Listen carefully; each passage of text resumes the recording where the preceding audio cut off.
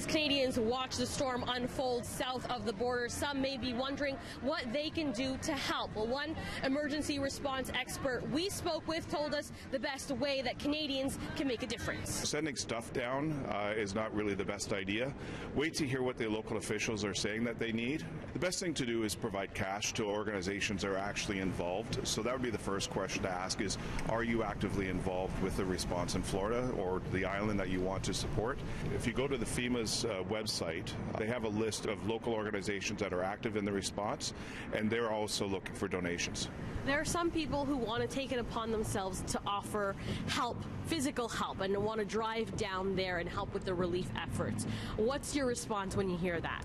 I think the motives are amazing, and that's typical of Canadians. We always do want to do all we can to help, but do not just self-deploy. It's one of the cardinal sins in emergency management is I don't care how professional you are, you don't self-deploy.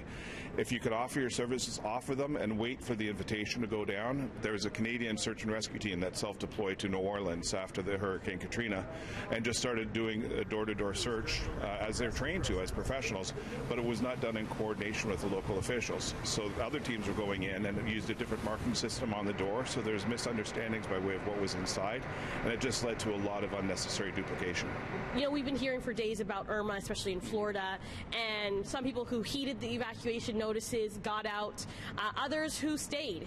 Why do people stay? Why have some people not heeded the warning or maybe don't take it seriously enough?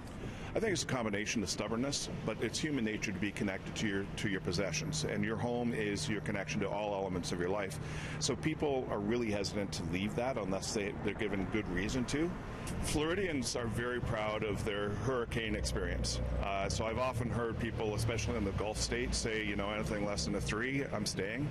But unfortunately, the hurricane force winds at a 3 level can take down a house. Those that have decided to stay at home are on their own for at least 3 days. So most emergency services in southern Florida are now saying they're not going to respond to emergency calls because it's just not safe. Saunders advises anyone who may have family or friends in Florida to appoint one point of contact here in Canada. That way, multiple people won't be trying to call down. That can help that person save their battery and also keep the phone lines from jamming as inevitably some cell networks will go down. Janelle Amasa, City News.